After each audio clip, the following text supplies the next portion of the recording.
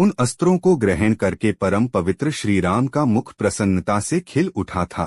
वे चलते चलते ही विश्वामित्र से बोले, भगवन, आपकी कृपा से इन अस्त्रों को ग्रहण करके मैं देवताओं के लिए भी दुर्जय हो गया हूँ। मुनि श्रेष्ठ, अब मैं अस्त्रों की संहार विधि जानना चाहता हूँ। ककुत्स्थ कुल तिलक श्रीराम के ऐसा कहने पर महातपस्वी, धैर्यवान, उत्तम व्रतधारी और पवित्र विश्वामित्र मुनि ने उन्हें अस्त्रों की संहार विधि का उपदेश दिया। तदंतर वे बोले, रघुकुल नंदन राम, तुम्हारा कल्याण हो। तुम अस्त्र विद्या के सुयोग्य पात्र हो, अतः निम्नांकित अस्त्रों को भी ग्रहण करो। सत्यवान, सत्यकीर्ति, धृष्ट, रभस, प्रतिहारतर, प्रांगमुख, अवांगमुख, लक्ष्य, अलक्ष्य, दृढ़नाभ, सुनाभ, दशाक्ष, शतवत्रक, दशशीर्ष, शतोदर, पद्मनाभ, महानाभ, दुंदुनाभ, स्वनाभ, ज्योतिष, शकुन, नैरास्य, विमल, दैत्यनाशक, यौगंधर और विनिद्र, शुचिबाहु, महाबाहु, निष्कली, विरुच, सार्चिमाली, धृतिमाली, वृत्तिमान, रुचिर, पित्रय, सौमंस, विधूत, मकर, परवीर, रति, धन, धान्य, कामरूप, कामरुचि, मोह, आवरण, जृंभक, सर्पनाथ, पंथान और वरुण, ये सभी प्रजापति कृशाश्व के पुत्र हैं। ये इच्छानुसार रूप धारण करने वाले तथा परम तेजस्वी हैं। तुम इन्हें ग्रहण करो। तब बहुत अच्छा कहकर श्री रामचंद्र जी ने प्रसन्न मन से उन अस्त्रों को ग्रहण किया। उन मूर्तिमान अस्त्रों के शरीर दिव्य तेज से उद्भाषित हो रहे थे।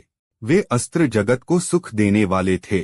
उनमें से कितने ही अंगारों के समान तेजस्वी थे, कितने ही धूम के समान काले प्रतीत होते थे तथा कुछ अस्त्र सूर्य और चंद्रमा के समान प्रकाशमान थे। वे सब के सब हाथ जोड़कर श्रीराम के समक्ष खड़े हुए। उन्होंने अंजलि बांधे मधुर वाणी में श्रीराम से इस प्रकार कहा, पुरुष सिंह, हम लोग आपके दास हैं, आज्ञा कीजिए, हम आपकी क्या सेवा करें। तब रघुकुल नंदन राम ने उनसे कहा, इस समय तो आप लोग अपने अभीष्ट स्थान को जाएं, परंतु आवश्यकता के समय मेरे मन में स्थित होकर सदा मेरी सहायता करते रहें। तत्पश्चात वे श्रीराम की परिक्रमा करके उनसे विदा ले उनकी आज्ञा के अनुसार कार्य करने की प्रतिज्ञा करके जैसे आए थे वैसे चले गए। इस प्रकार उन अस्त्रों का ज्ञान प्राप्त करके श्री रघुनाथ जी ने चलते चलते ही महामुनि विश्वामित्र से मधुर वाणी में पूछा, भगवन, सामने वाले पर्वत के पास ही जो यह मेघों की घटा के समान सघन वृक्षों से भरा स्थान दिखाई देता है, क्या है? उसके विषय में जानने के लिए मेरे मन में बड़ी उत्कंठा हो रही है।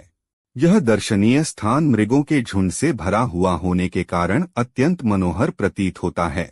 नाना प्रकार के पक्षी अपनी मधुर शब्दावली से इस स्थान की शोभा बढ़ाते हैं। मुनि श्रेष्ठ, इस प्रदेश की इस सुखमयी स्थिति से यह जान पड़ता है कि अब हम लोग उस रोमांचकारी दुर्गम ताटका वन से बाहर निकल आए हैं। भगवन, मुझे सब कुछ बताइए। यह किसका आश्रम है?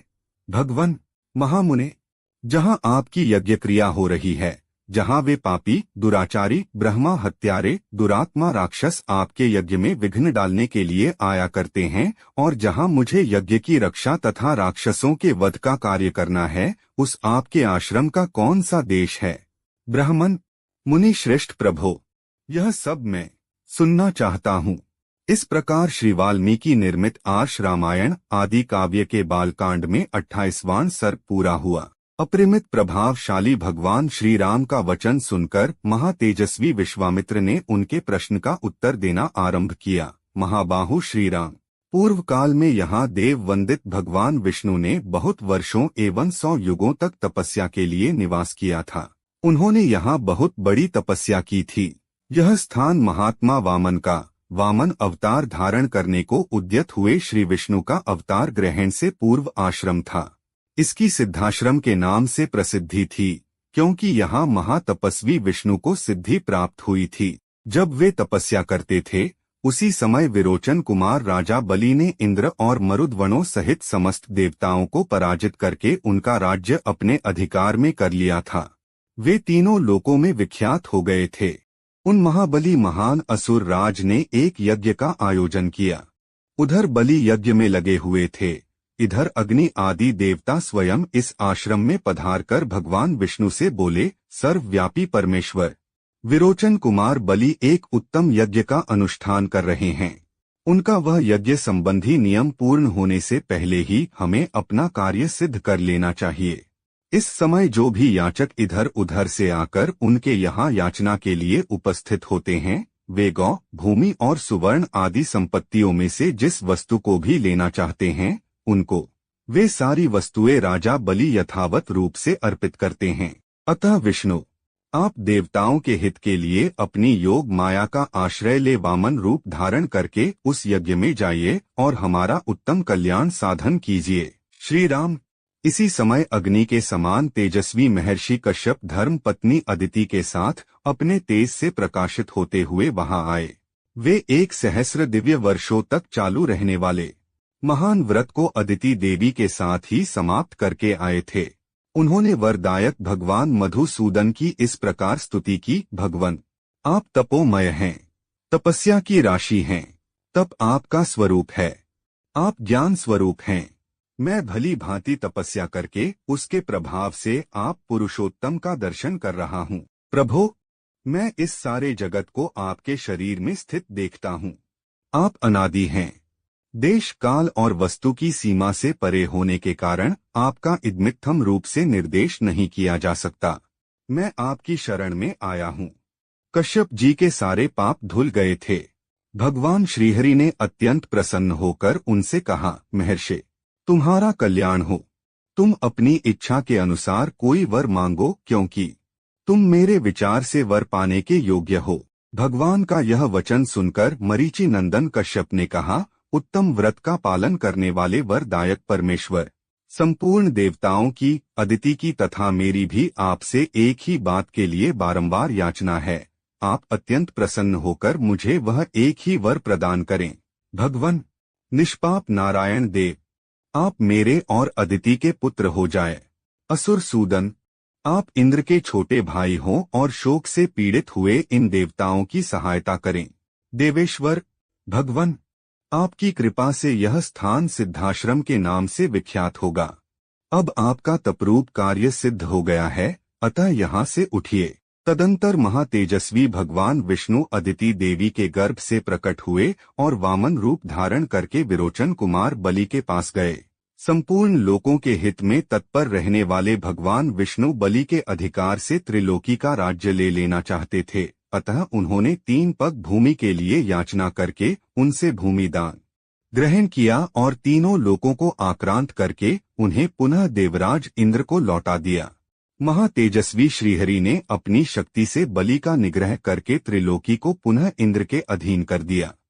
उन्हीं भगवान ने पूर्व काल में यहाँ निवास किया था, इसलिए यह आश्रम सब प्रकार के श्रम, दुख, शोक का नाश करने वाला है। उन्हीं भगवान वामन में भक्ति होने के कारण मैं भी इस स्थान को अपने उपयोग में लाता हूँ। इसी आश्रम पर मेरे यज्ञ में विषम डालने वाले राक्षस आते हैं। पुरुष सिंह, यही तुम्हें उन दुराचारियों का वध करना है। श्री राम, अब हम लोग उस परम उत्तम सिद्धाश्रम में पहुंच रहे हैं। तात, वह आश्रम जैसे मेरा है वैसे ही तुम्हारा भी है। ऐसा कहकर महामुनि ने बड़े प्रेम से श्री राम और लक्ष्मण के हाथ पकड़ लिए और उन दोनों के साथ आश्रम में प्रवेश किया। उस समय पुनर्वसु नामक 2 नक्षत्रों के बीच में स्थित तुषार रहित चंद्रमा की भांति उनकी शोभा हुई। विश्वामित्र जी को आया देख सिद्धाश्रम में रहने वाले सभी तपस्वी उछलते कूदते हुए सहसा उनके पास आए और सब ने मिलकर उन बुद्धिमान विश्वामित्र जी की यथोचित पूजा की। इसी प्रकार उन्होंने उन दोनों राजकुमारों का भी अतिथि सत्कार किया। 2 घड़ी तक विश्राम करने के बाद रघुकुल को आनंद देने वाले शत्रु दमन राजकुमार श्रीराम और लक्ष्मण हाथ जोड़कर मुनिवर विश्वामित्र से बोले, मुनि श्रेष्ठ, आप आज ही यज्ञ की दीक्षा ग्रहण करें। आपका कल्याण हो। यह सिद्धाश्रम वास्तव में यथा नाम तथा गुण सिद्ध हो और राक्षसों के वध के विषय में आपकी कही हुई बात सच्ची हो। उनके ऐसा कहने पर महातेजस्वी महर्षि विश्वामित्र जितेंद्रिय भाव से नियम पूर्वक यज्ञ की दीक्षा में प्रविष्ट हुए। वे दोनों राजकुमार भी सावधानी के साथ रात व्यतीत करके सवेरे उठे और स्नान आदि से शुद्ध हो प्रातः काल की संध्योपासना तथा नियम पूर्वक सर्वश्रेष्ठ गायत्री मंत्र का जप करने लगे। जब पूरा होने पर उन्होंने अग्निहोत्र करके बैठे हुए विश्वामित्र जी के चरणों में वंदना की। इस प्रकार श्री वाल्मीकि निर्मित आर्ष रामायण आदि काव्य के बालकांड में 29वां सर्ग पूरा हुआ।